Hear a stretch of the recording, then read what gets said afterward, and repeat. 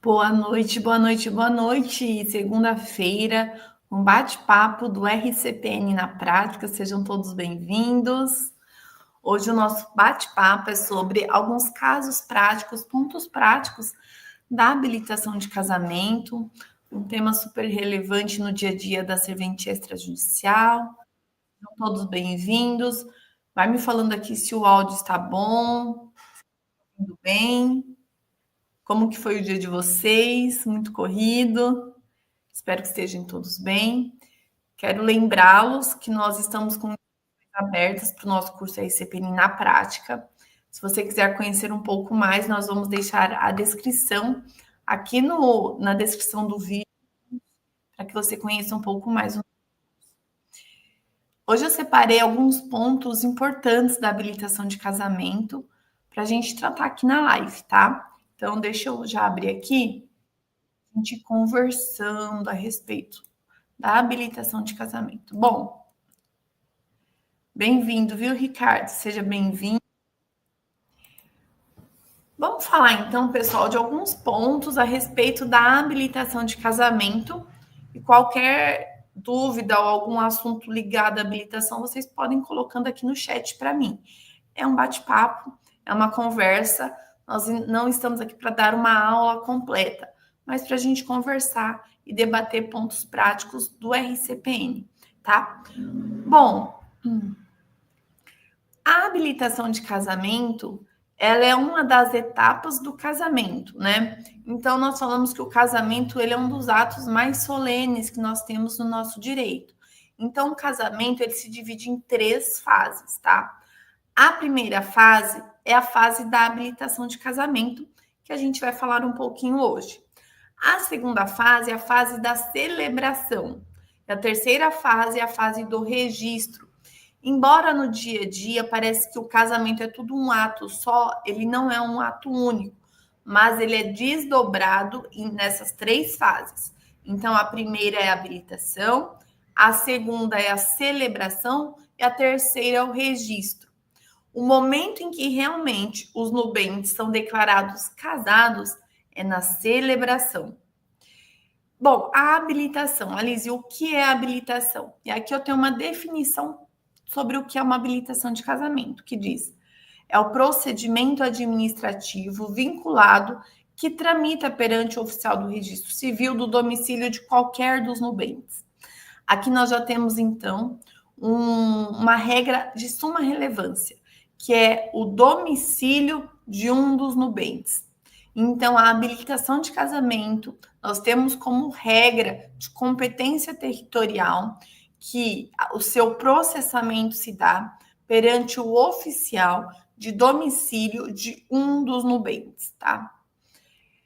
E qual que é a finalidade, então, da habilitação do casamento? A finalidade, olha, é verificar capacidade matrimonial, é verificar eventual existência de impedimentos, anulabilidades ou as causas suspensivas que acarretem vícios na validade do negócio jurídico ou a incidência de efeitos jurídicos a serem suportados pelos contraentes, como a imposição de um regime de separação obrigatória de bens.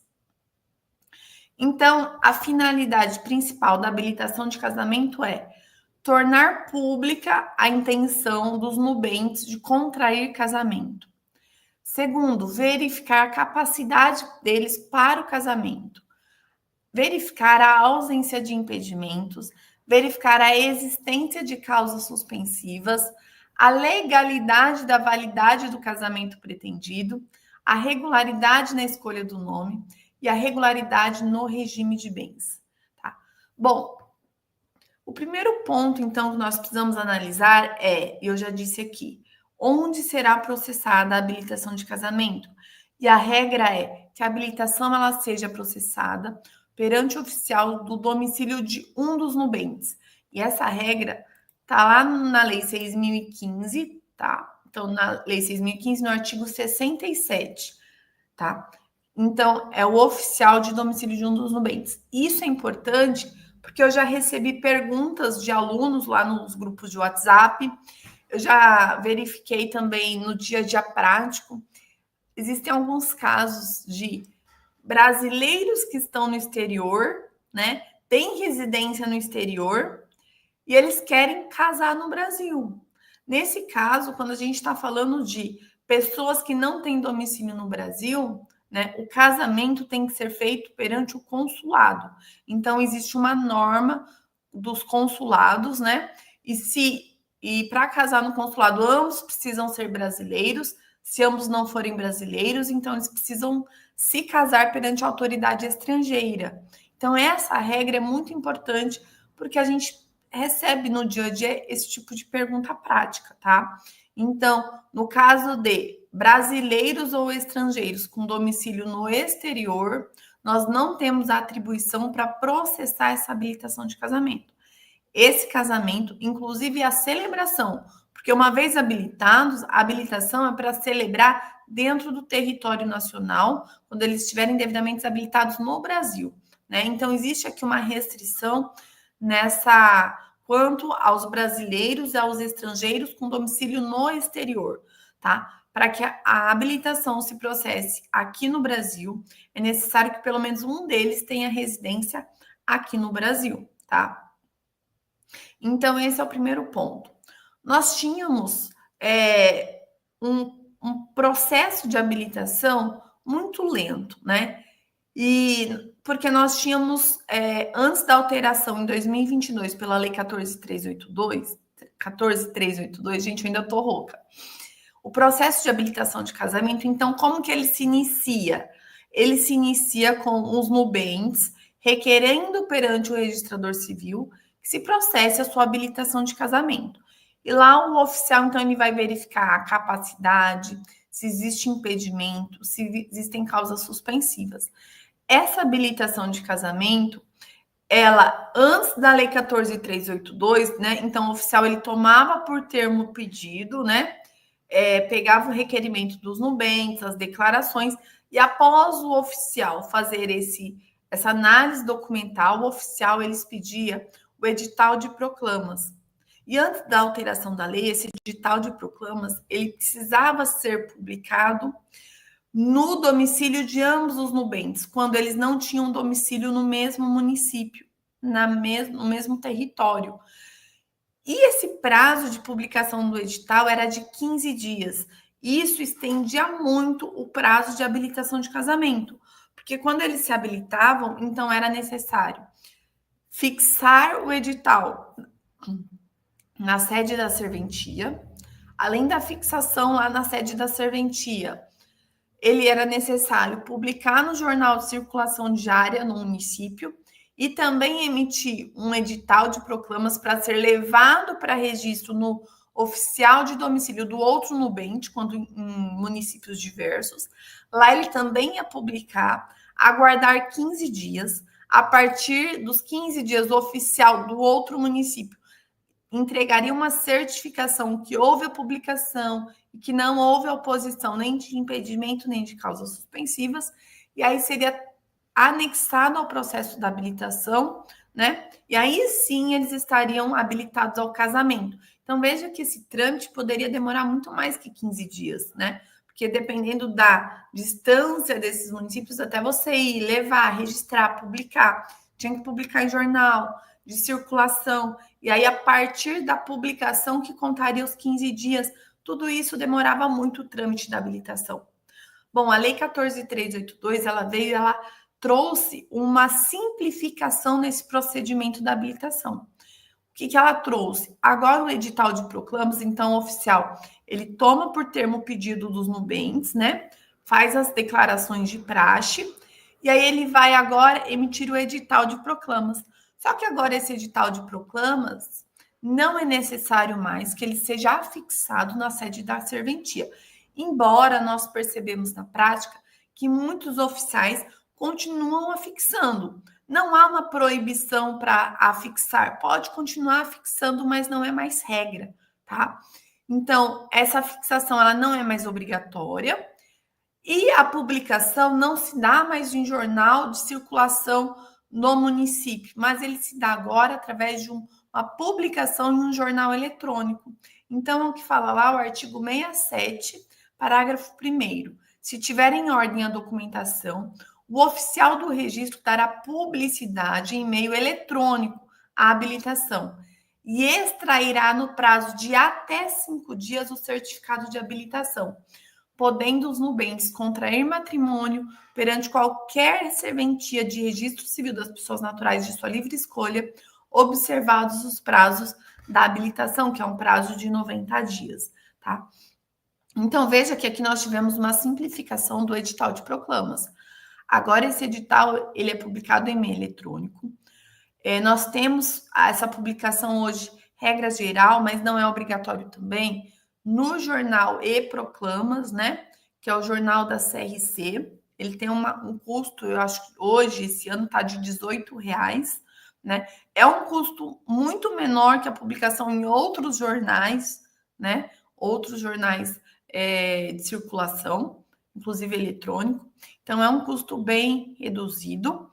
E o prazo agora para eu certificar que eles estão habilitados é de até 5 dias, tá?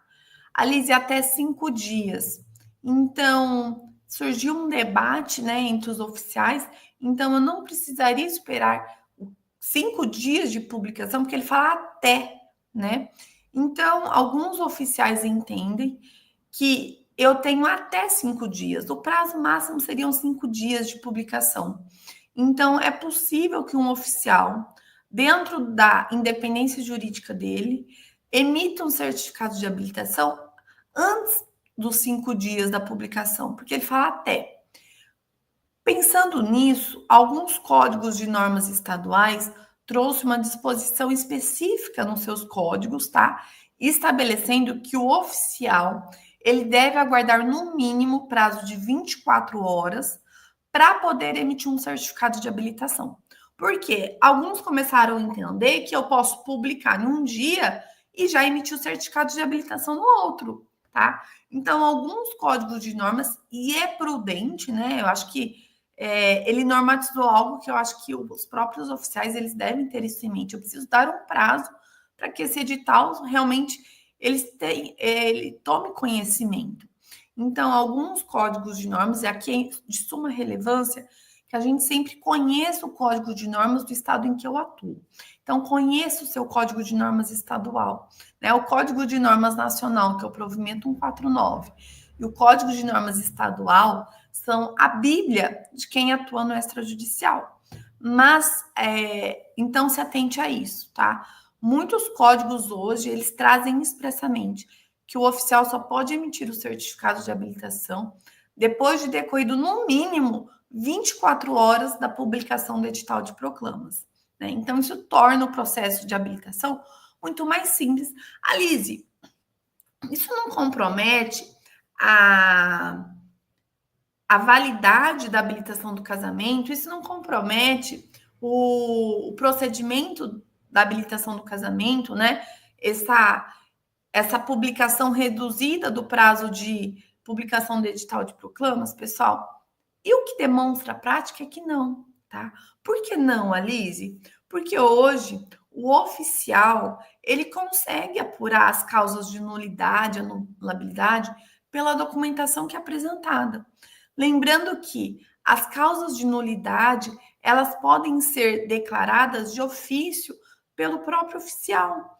Então, regra geral, o oficial como operador do direito, ele tem muitas vezes perante a documentação que é apresentada, como verificar a existência de causas de nulidade, de verificar a capacidade, de verificar os impedimentos para o casamento. Mas é claro que, né, existe lá o prazo mínimo de 24 horas da publicação do edital.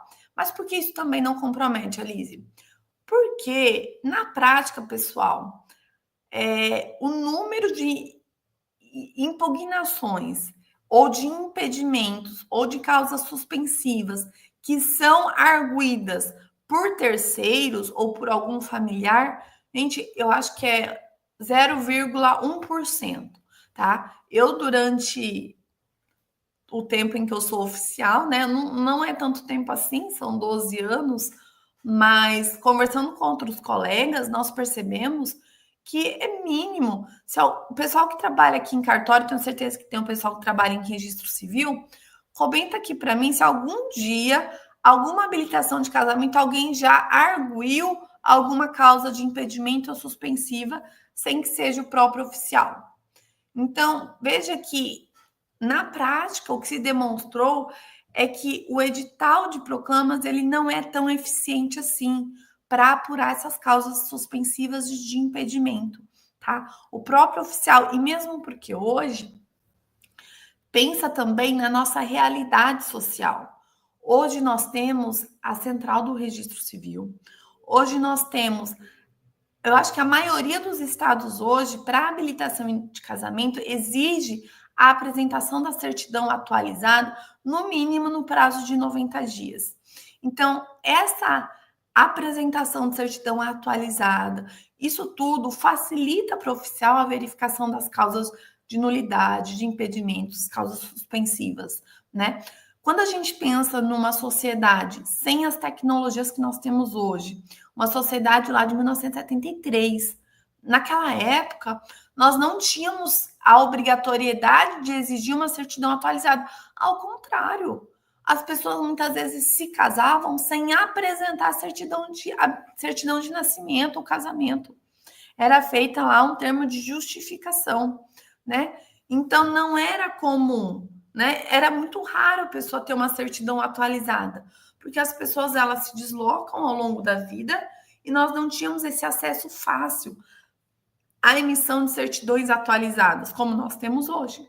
Então, hoje, diante das tecnologias que permitem, por meio da CRC, a emissão de certidões atualizadas, a pesquisa na CRC de assentos, né, que podem ajudar a dirimir dúvidas ali na habilitação, tudo isso traz para o registrador muitos elementos para que ele próprio possa verificar se ali incide uma causa de impedimento ou uma causa suspensiva. E mesmo porque, pessoal, inclusive, o Código Civil, ele fala, né? Eu vou até trazer aqui, que os impedimentos, qualquer um pode alegar, porque os impedimentos são normas de ordem pública, né? Os impedimentos é aqueles em que não podem casar, tá? E tá lá no artigo 1521. Quem que não pode casar? Os ascendentes com os descendentes, seja o parentesco natural ou civil. Os afins em linha reta, ou seja, o genro com a sogra com o sogro. Então, são parentes em linha reta por afinidade. Os adotantes com quem foi cônjuge do adotado e o adotado com quem foi do adotante. Os irmãos unilaterais ou bilaterais e os demais colaterais até o terceiro grau, inclusive. Esse até o terceiro grau, inclusive, nós só precisamos tomar cuidado com o casamento avuncular. Vocês sabem o que é o casamento avuncular? Tá? E aí eu vou deixar aqui de sugestão vocês analisarem no decreto 3.200 de 1941, que regulamentou o casamento entre colaterais de terceiro grau, que é o casamento entre tios e sobrinhos. Quem presta concurso fica ligadinho nisso, tá? Não podem casar também o adotado com filhos do adotante, porque ali existe uma relação como se fossem irmãos, irmãos pela natureza civil, né? Existe uma filiação civil, e dessa filiação que a adoção traz, também existe, então, a mesma... Eles também são considerados irmãos, né? Então, e também não podem casar as pessoas que já são casadas, mesmo que separadas de fato, tá? Hoje, inclusive, nós temos a possibilidade da lavratura de uma escritura pública de declaração de separação de fato, tá? A separação de fato, ela não dissolve o casamento, que só é dissolvido pelo divórcio. Então, enquanto não divorciado, não podem se casar, tá? E o cônjuge sobrevivente condenado por homicídio ou tentativa de homicídio contra o seu consorte. Então, esses casos de impedimentos, eles podem ser verificados pelo próprio oficial, tá? Ou qualquer pessoa. Já as causas suspensivas, o Código Civil, ele trouxe aqui uma limitação, já que tanto a separação de fato, tá? Que hoje é a resolução 35, ela autoriza a lavratura de uma escritura de separação de fato, quanto à separação judicial. Apenas a separação judicial também não autoriza um novo casamento, tá? É necessário o divórcio, que é o divórcio que dissolve definitivamente o vínculo do casamento anterior, ou o falecimento do cônjuge, que aí ele se torna viúvo. Aí é possível se casar novamente, tá bom? Então, quando eu falo em separação de fato, também abrange aqui a separação judicial. Então, só é possível o casamento dos divorciados ou viúvos, tá? As causas suspensivas são aquelas que não impedem o casamento, não impedem. Mas se elas vierem a ser verificadas e os nubentes não superar essa cláusula suspensiva, a eles é imposto o regime de separação obrigatória de bens, tá? E aí nós temos aqui as causas que estão lá no artigo 1523.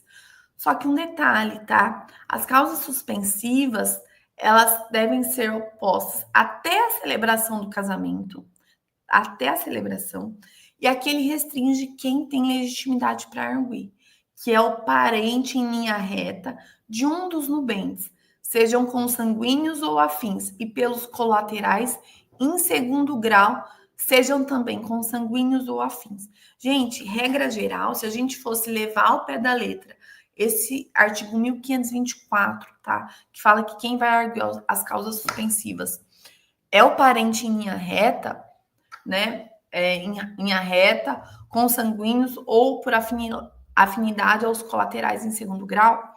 Se a gente fosse levar isso ao pé da letra, o oficial não poderia apontar as causas suspensivas. Mas o que acontece? O que acontece, né? A regra geral, eu acho que todos os códigos de normas estaduais, né? Posso dizer, acho que de olho fechado, que 100%, e se algum disser de modo contrário, vocês me contem aqui, tá? A regra, pessoal, é que o próprio oficial, pelos códigos de normas estaduais, é o oficial que vai ali apontar as causas suspensivas, né?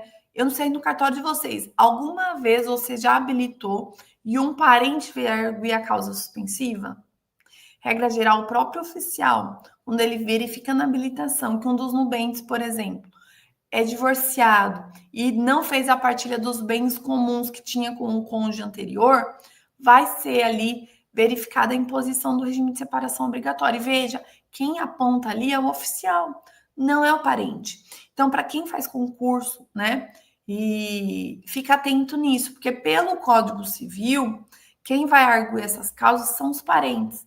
Mas se você ir pelo Código de Normas do Estado, você vai ver que, regra geral, os parentes, sim, eles podem arguir. Mas o oficial também, quando ele verifica, ele vai ali também abrir espaço, né? Questionar os nubentes quanto à superação da causa. Então, ele vai perguntar se foi feito partilha, se não foi feito partilha. Se alguns estados, inclusive, pedem para comprovar que fez a partilha. Outros estados não pedem a comprovação. Aqui em São Paulo, não é necessário comprovar a partilha, tá? Basta que o cônjuge declare que efetuou a partilha e aí ele afasta a imposição do regime de separação obrigatória de bens. Já, por exemplo, nós temos outros estados, deixa eu pegar aqui o código, por exemplo, do Pernambuco, que diz assim, tá? Estando presente uma das causas suspensivas prevista no artigo 1523, bastará a apresentação da declaração assinada pelo nubente no sentido de que fez a partilha de bens, inexistirem bens a partilhar, para afastar a imposição do regime de separação de bens. Então, o Pernambuco é igual a São Paulo. Agora, o Paraná não. O Paraná, ele traz que, olha, para habilitação requerida por viúva ou viúva nubente, não se exigirá inventário negativo, ou qual será substituído por declaração de inexistência de bens, mediante manifestação escrita. E, nesse caso, é obrigatória a adoção de regime de separação de bens. Veja que no Paraná, mesmo ele declarando, vai ser imposta o regime de separação legal de bens, tá? Na verdade, para ele afastar, então, ele precisa comprovar que não há bens a partilhar ou que já foi feita essa partilha. E se for o caso, ele pedir, então, que seja encaminhado para o seu juiz corregedor afastar a imposição da cláusula. Então, nós precisamos, nesse ponto, tomar muito cuidado, né? Tomar muito cuidado com os códigos de normas estaduais, porque alguns códigos não exigem que comprove a partilha, como São Paulo, e uma vez declarado, nós afastamos o regime de separação legal. Nós temos outros casos, outros estados, em que, se não houver uma comprovação, mesmo declarando, vai ser imposta a separação obrigatória de bens, como o Paraná, tá? Então, é necessário eu ficar atenta ao meu código de normas, tá? Outro ponto importante, pessoal, então nós falamos ali do edital de proclamas, nós falamos agora das causas de impedimento, causas suspensivas. Eu queria falar também de outro ponto. Veja que eu estou passando alguns pontos práticos da habilitação de casamento, tá? Então, outro ponto importante que o pessoal costuma me perguntar, na escolha do regime de bens, né? Quando a gente fala em separação obrigatória de bens ou separação legal de bens, tá?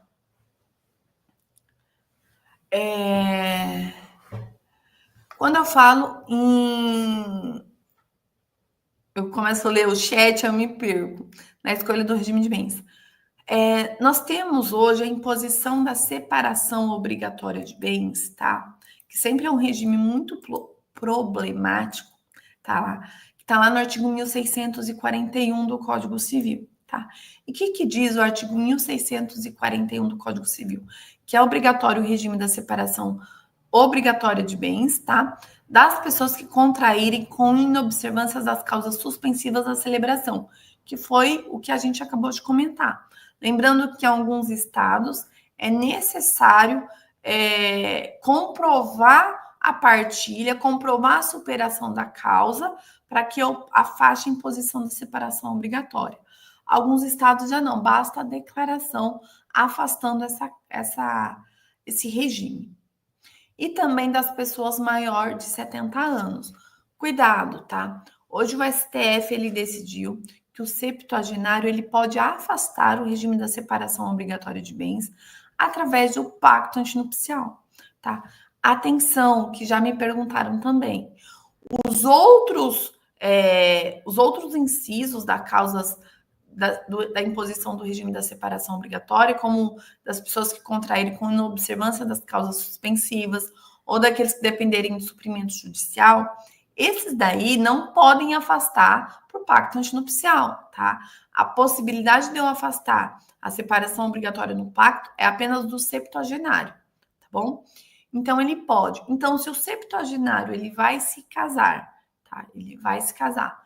E ali, ele quer afastar a separação obrigatória, ele vai fazer um pacto antinupcial, mesmo que ele queira escolher comunhão parcial de bens. Se ele não fizer pacto, vai impor a ele o regime da separação obrigatória de bens. Então, o regime legal para o septuagenário é a separação obrigatória, que ele poderá afastar por meio de pacto antinupcial. Pessoal, a gente vai deixar aqui no link da descrição dessa live um link, tá? Para quem quiser conhecer o nosso curso RCPNI na prática. Nós estamos com inscrições abertas, acho que até quinta-feira agora, tá? Então, se você quer participar, se você quer inscrever alguém do teu cartório, se você é oficial e quer que algum preposto se capacite, se atualize, nós vamos deixar o link aqui na descrição do vídeo, tá? Para que vocês entrem lá e conheçam o nosso curso.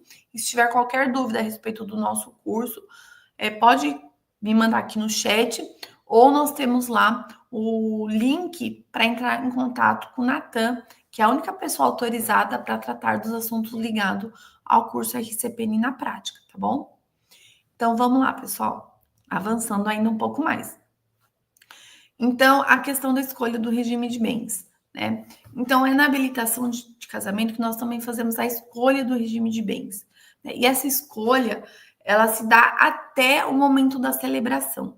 Então, eles podem dar entrada na habilitação e, antes da celebração, resolver alterar o regime do casamento. Isso é possível, tá? Então, eles habilitaram pela parcial, mas eles decidiram ali que eles querem comunhão universal. Basta que eles apresentem o pacto antinupcial antes da celebração, para que o oficial, então, certifique na habilitação que houve a escolha de outro regime de bens, para que, então, eles celebrem com o novo regime. Um ponto importante também é, uma vez que eu escolho alterar o meu regime de bens durante a habilitação, ou escolho alterar o nome que eu vou adotar após o casamento, durante a habilitação, é necessário republicar o edital de proclamas? E a resposta é não, tá? Porque o edital de proclamas, a finalidade dele é dar publicidade da pretensão dos nubentes do casamento, possibilitando que as pessoas tomem conhecimento e possam arguir alguma causa de impedimento ou uma causa suspensiva, tá? Então, a alteração ali na habilitação do regime de bens escolhido ou do nome que vai ser adotado não é motivo para republicar o edital de proclamas, tá? Então, não é necessário. Mais um ponto importante que eu quero trazer aqui na live. A escolha do nome, tá? Então, é na habilitação de casamento que nós também escolhemos o nome que vamos adotar após o casamento. Lembrando que essa escolha pode ser feita por ambos os nubentes, tá? Então, antes nós tínhamos um costume, e mesmo pela legislação anterior, né, que apenas a mulher acrescia o sobrenome do cônjuge. Agora não. Qualquer dos nubentes pode acrescer o sobrenome do outro, tá? Não é necessário que só a mulher. Ambos podem. Outra regra importante, tá? O provimento 149, ele fala lá das regras da alteração do sobrenome. E ao adotar o sobrenome do outro cônjuge, atenção, eu posso suprimir um dos meus sobrenomes originais desde que eu mantenha pelo menos um sobrenome familiar. Então, por exemplo, se eu tenho duplo sobrenome materno e paterno, ou dois sobrenomes paternos, ou dois sobrenomes maternos, não importa. No momento em que eu casar, eu posso suprimir um e eu preciso manter outro. Ou se eu tenho 3, eu posso suprimir 2 e manter um. Mas é obrigatório manter um sobrenome familiar, tá? E aí eu posso acrescer o sobrenome do outro cônjuge. Outro ponto importante nessa escolha de nome, tá? Eu vou escolher um sobrenome que ele tenha no nome dele. Porque eu já recebi perguntas de alunos, né? Em que um dos nubentes queria adotar o sobrenome do outro cônjuge, mas não o sobrenome direto dele, mas de um outro ascendente. Então, por exemplo, ele queria adotar o sobrenome do sogro que o seu cônjuge não tinha. Então, não, tá? Se o seu cônjuge não tem, você não pode adotar o sobrenome do sogro ou da sogra, tá? Então, eu posso adotar o sobrenome do cônjuge, o sobrenome que ele traz também no nome dele, tá? E não de um outro ascendente dele. Gente, porque o brasileiro gosta de inventar moda. Isso já bateu na porta, tá? Então, fiquem atentos a isso. O sobrenome que eu posso adotar do meu cônjuge é um sobrenome que ele tenha, tá? Não que um outro parente dele tenha. Não, ele tem que ter, tá? Para eu poder adotar esse sobrenome. Outro ponto importante é que esse momento da habilitação onde eu vou adotar um sobrenome do meu cônjuge, ele não é o local oportuno e não é aqui que eu vou poder, por exemplo. Eu já tive alunos que também me perguntou que no momento da habilitação, ele não quer adotar o nome do outro cônjuge, não quer. Mas ele quer tirar um sobrenome familiar e pôr outro. Não, aqui não é o momento para isso.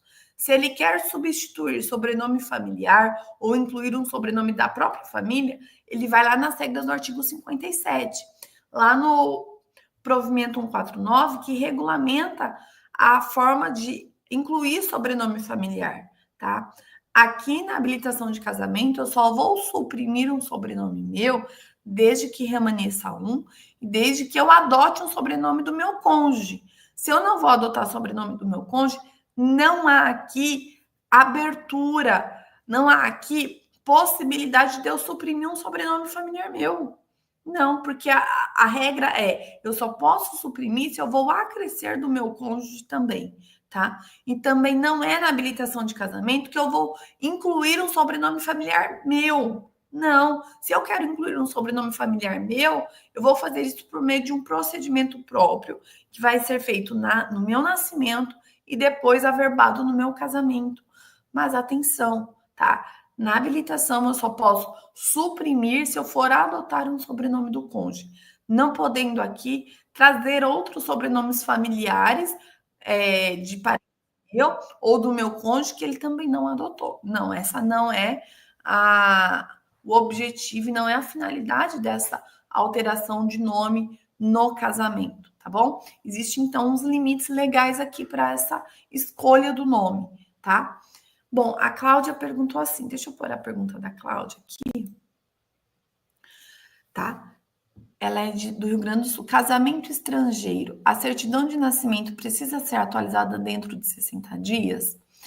Cláudia, essa pergunta, ela é um pouco polêmica, por quê? Tá? Porque vai depender primeiro do Código de Normas, segundo da independência jurídica do oficial, tá? Eu parto do pressuposto que, tá, uma certidão estrangeira, muitas vezes nós não conseguimos atualizar ela. Não conseguimos, tá? Então, o que eu peço é que a certidão porque essa certidão para ser apresentada, ela vai ter que ser traduzida por tradutor juramentado e registrado lá em RTD, tá? Então, que se atualize a certidão do RTD. Por quê? Se você entender que hoje nós não conseguimos, tá? A tramitação fácil dessas certidões lavradas perante a autoridade estrangeira, eu condicionar um casamento, esse casamento de estrangeiro, na apresentação dessa certidão atualizada, eu posso muitas vezes estar inviabilizando o próprio casamento, tá bom? Então, eu entendo que quando eu estou tratando de estrangeiro, tá? Eu estou dispensada desse prazo de 60 dias, de prazo de 90 dias, tá? Basta que essa certidão seja regularizada e devidamente registrada em RTD, tá? Quando a gente fala de estrangeiro, pessoal, existem muitos pontos, né, que a gente precisa se atentar.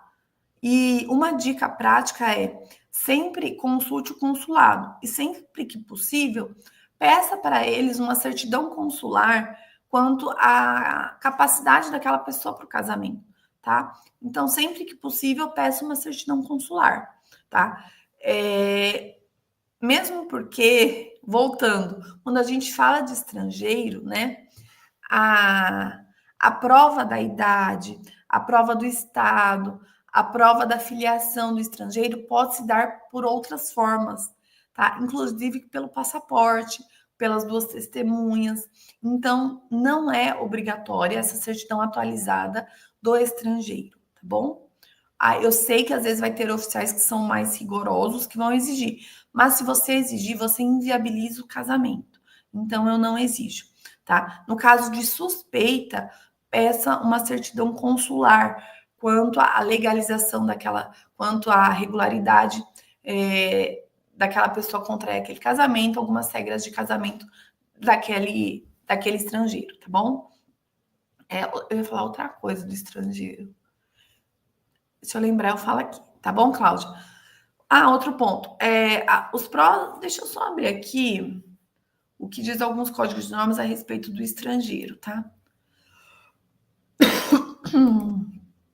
Deixa eu só abrir aqui para eu tratar para você. Os documentos, normalmente, os códigos de normas falam do estrangeiro. E quando ele fala do estrangeiro, Cláudia, a maioria dos códigos não fala que do estrangeiro vai ter que ter certidão atualizada, tá? Então, deixa eu só pegar aqui.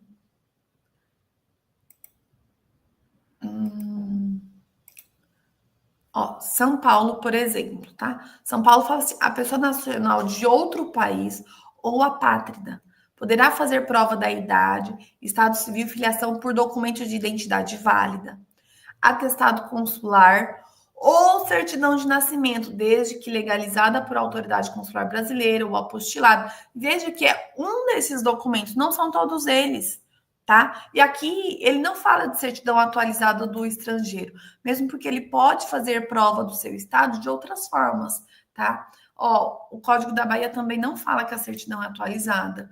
O Rio de Janeiro também não, tá? Então, aqui, a maioria dos códigos que eu tô olhando aqui, quando trata do estrangeiro, ele não fala aqui que essa certidão tem que ser atualizada, porque senão você inviabiliza esse casamento, tá bom? Então, pelos códigos de normas que eu separei aqui, nenhuma deles fala do estrangeiro. Lembrando, Cláudio, que o estrangeiro ele é uma exceção, né? Quando eu falo do brasileiro, nascido no Brasil, que tem assento no Brasil, aí sim eu vou exigir essa certidão atualizada. Mas se eu estou falando do estrangeiro, não, o entendimento já é diferente. Então, ele vai apresentar o documento que ele tem. Se eu tenho dúvidas, eu posso pedir, então, um atestado consular, tá? Então, existem outras formas do estrangeiro fazer prova da sua idade, da sua filiação e do seu estado. Tá bom, Cláudia? Respondi sua pergunta? Qualquer coisa, fala aqui pra gente. Pessoal, quero lembrá-los, então, mais uma vez, nós estamos com o nosso curso RCPN na prática, com inscrições abertas até quinta-feira apenas, tá? Porque a gente precisa fechar a turma. Se você quer conhecer mais, tá? Se você quer saber como funciona, a gente vai deixar um link aqui na descrição do vídeo para você entrar e tirar as suas dúvidas. Lá também vai ter o contato do Natan, que é a única pessoa que está autorizada a falar a respeito do nosso curso. E muito cuidado, pessoal, com algumas fraudes que eu não entendo, tá? Tem pessoas que utilizaram do nosso curso para aplicar golpe, vendendo o nosso curso assim por valor muito irrisório. Então, sempre que a oferta também for muito grande, pessoal, desconfiem, tá? Entre em contato apenas comigo e com o Natan, tá? Então, o contato dele vai ter no link também aqui da descrição do nosso vídeo. Somente nós podemos passar informações a respeito do curso e a respeito da venda do curso também. Bom, pessoal, falamos então da escolha do nome, falamos do prazo do edital de proclamas, né? Falamos de regime de bens, falamos sobre vários pontos aqui da habilitação de casamento. Alguém quer trazer alguma dúvida, alguma pergunta, seja da nossa live, seja do curso RCPN na prática? Hoje é um bate-papo, né? Então, eu trouxe aqui alguns pontos que eu separei, né? Mas se vocês quiserem que traga mais algum ponto, só colocar aqui para mim no chat, tá? Conseguiram acompanhar? Foi tranquilo? Essas nossas lives de segunda-feira, elas são um bate-papo prático, né? Para que vocês também estejam sempre atualizados com os temas ligados ao RCPN. Pessoal, dúvidas, sugestões de temas para as nossas lives, podem colocar no chat, nos comentários, ou mandar para mim lá no Instagram. Quem tiver Instagram, me sigam lá no Instagram. O meu Instagram é Alize_Formente, tá? Me sigam no Instagram, mandem dúvidas, mandem sugestões para as nossas lives, para os nossos bate-papos. Lembrando que a live, ela não é uma aula, embora a gente fala muito conteúdo, porque a aula, ela tem um começo, meio e fim, né? Ela tem uma metodologia. Aqui eu trago temas para a gente conversar, para a gente debater, para a gente tirar dúvidas, e a interação de vocês é extremamente relevante para mim. Então, eu quero muito que vocês participem, coloquem as dúvidas, tá? Para a gente conversando aqui. O Ricardo, ele colocou, o Ricardo é de Caxias, tá? Que já teve um casamento avuncular, autorizado pelo juiz da vara de família. Exatamente, tá? O casamento avuncular, que é o casamento entre colaterais, parentes de terceiro grau, né? Ele é regulamentado pelo decreto 4.300 de 1941, que regulamentou o casamento entre tio e sobrinha. E para que esse casamento seja autorizado, é necessário, né, que seja requerido para o juiz, né, a nomeação do médico para poder dar um laudo que eles estão aptos para o casamento. E esse médico vai avaliar, gente, o decreto ele fala isso, tá? A sanidade e também questões biológicas, tá? A respeito do casamento. Tá? Eu vou tirar uma dúvida aqui da Ana, tá? Embora não é o tema da nossa live de hoje, a gente pode até trazer uma live a respeito de união estável, tá, Ana? Se quiser, depois você coloca aqui para mim na descrição. Como que faz o registro da união estável no registro civil? Esse registro mantém a data do início da união e o regime de bens? Ana, isso daqui, Ana, é tema, assim, de aula, tá bom? Eu tenho várias aulas sobre isso lá no curso SCP na prática, tá? Eu vou tentar resumir para você a questão do termo inicial. O termo inicial, quando a gente vai registrar a união estável no livro E, e para eu registrar a união estável no livro E, eu preciso de um título. Que título hoje ingressa no livro E? Então, vai ingressar no livro E, pessoal, a escritura pública, o termo declaratório formalizado perante o registrador civil e a sentença judicial, tá?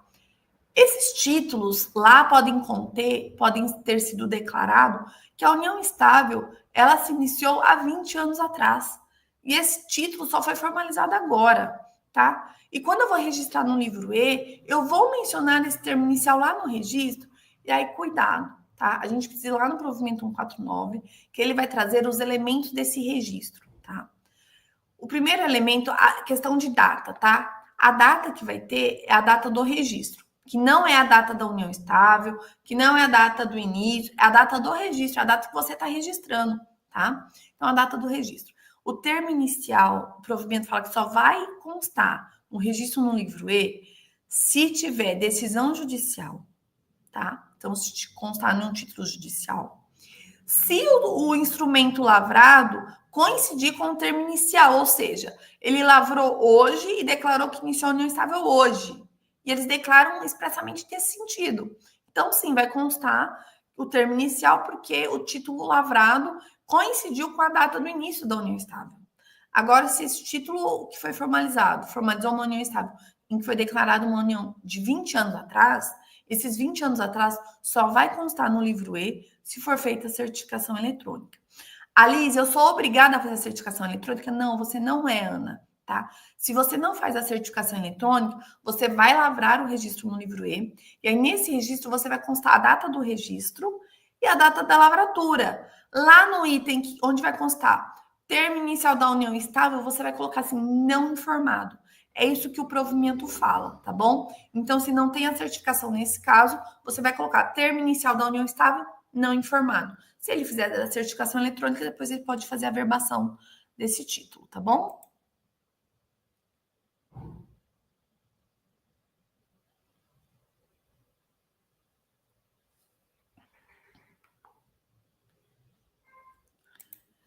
Gente, qual que é a minha opinião aqui, tá? Houve um erro na habilitação, constando o regime de comunhão de bens e não comunhão parcial. Se é possível corrigir na via administrativa, tá?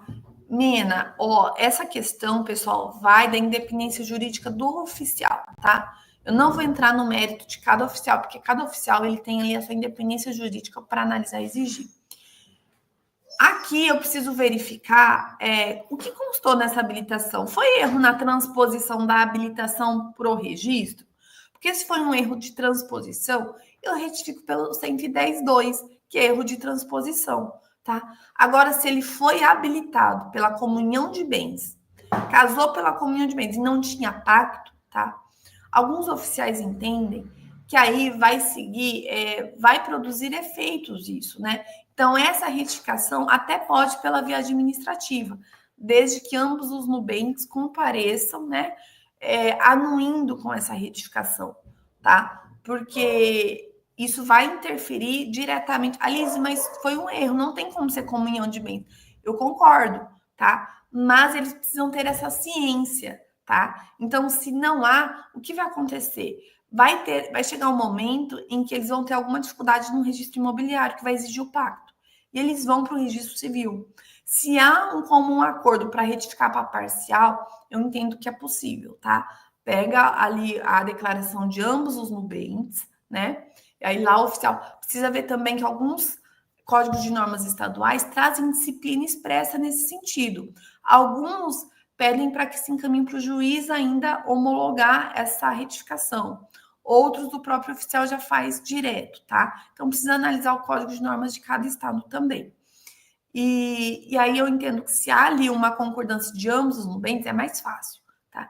Agora, se você não tem ali a concordância expressa de ambos, ou eles querem a comunhão universal, aí você vai ter que dar uma nota devolutiva e eles vão ter que ir para a via judicial, onde o juiz ou vai determinar parcial, porque é o regime legal, ou vai lá, num caso assim alienígena, né? autorizar uma lavratura de um pacto para poder regularizar. Mas veja que isso daí é assim, depende de uma decisão judicial, tá bom? Não é algo tranquilo.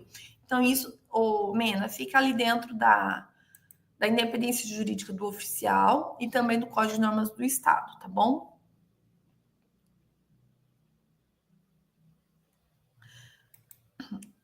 A Soraya, uma dúvida. Posso habilitar o casamento de uma pessoa que não na verbação da certidão com só separação consensual? Não pode, Soraya. Se a pessoa tem uma certidão de casamento em que está verbada só a separação dela, tá? Para você habilitar ela, então ela precisa apresentar para você a certidão de óbito do outro cônjuge. Porque se o outro cônjuge faleceu, aí ela não é mais separada, ela é viúva, tá?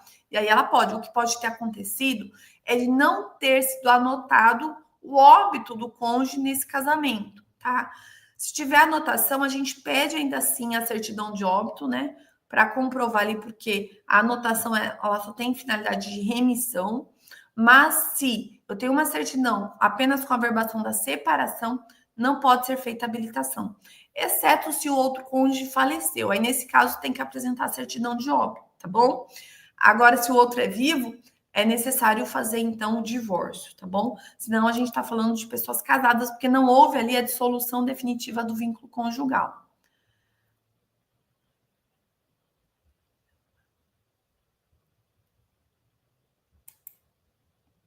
A Sabrina. Quando fazemos um registro de sentença de união estável pós-morte, além de anotar no nascimento, temos que anotar no óbito do companheiro falecido também? Sabrina, a CRC, eu não sei se ela tem lá o campo para você, não dá para você enviar pela CRC essa comunicação, tá? Você até consegue enviar, se você, em vez de colocar nascimento, casamento, você coloca qualquer um dos dados. Na observação, você escrever lá, ó, para fim de anotação no óbito.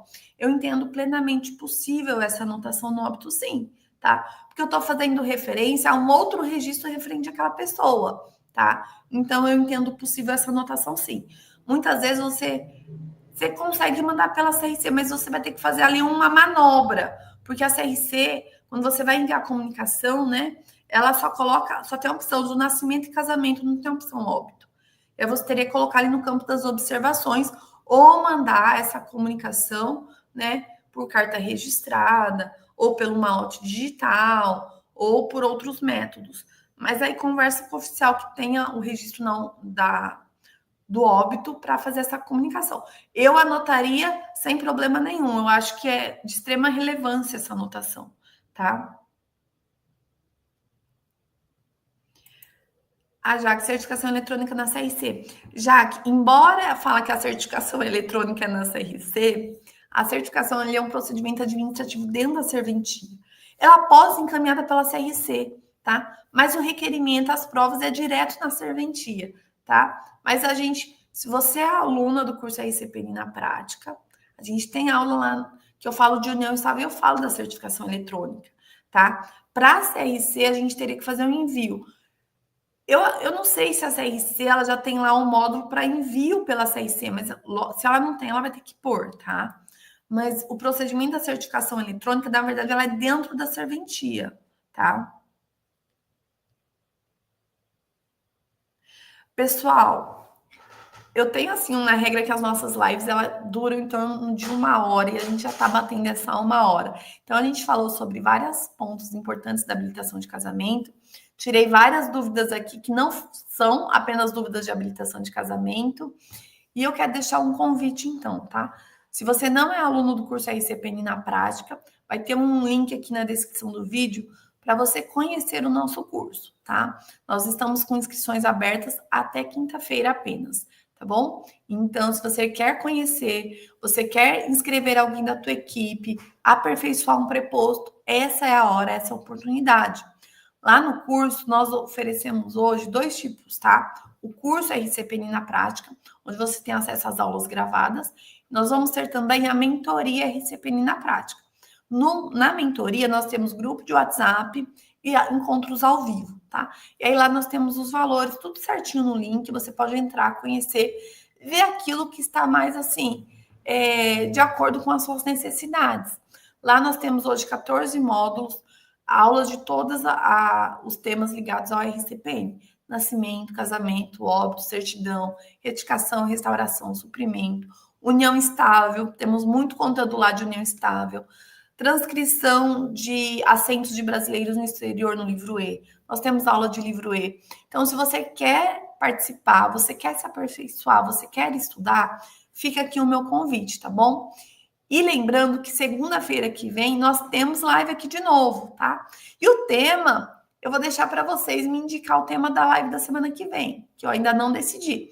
Quem quiser deixar um tema, deixa nos comentários ou manda lá no meu Instagram, Alize_Formente, que até o final dessa semana eu vou divulgar o tema da nossa live de segunda-feira que vem. Então, pessoal, toda segunda-feira nós temos encontro aqui para falar de assuntos ligados ao RCPN.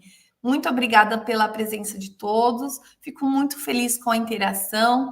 Gente, percam a vergonha, participem, mandem suas dúvidas, mandem os temas que vocês querem que a gente fale aqui, alguma lei específica, algum ponto específico, né? Então, podem mandar sugestões que será um prazer, tá? E interajam comigo, mandem suas dúvidas, falem de onde vocês são, que eu quero conhecer vocês melhor, tá bom? Pessoal, me sigam lá no Instagram. Nosso próximo encontro, então. Quem se inscreveu para o curso Retificação e Restauração, nós temos um plantão Tira Dúvidas na quarta-feira, né? Então, quem está inscrito lá no nosso curso Retificação e Restauração, plantão de dúvidas quarta-feira, e os alunos do curso RCPN na prática também, plantão de dúvidas quarta-feira. Temos encontro. Amanhã eu vou descansar minha voz para quarta-feira, eu ter voz para falar, gente, porque semana passada eu dei aula. Eu dei aula segunda, dei aula terça, dei aula quarta. A gente chegou na quinta-feira de manhã, minha voz não saía. Eu não tinha voz para nada, assim, nem áudio eu conseguia gravar. E aí agora eu ainda tô rouca, ó, tô falando, vai sumindo. Então amanhã eu vou descansar minha voz para quarta-feira eu estar lá no nosso plantão Tira Dúvidas, tá bom? Pessoal, obrigada, viu? Uma ótima semana a todos, bons estudos e um beijo. Até o nosso próximo encontro. Tchau, tchau.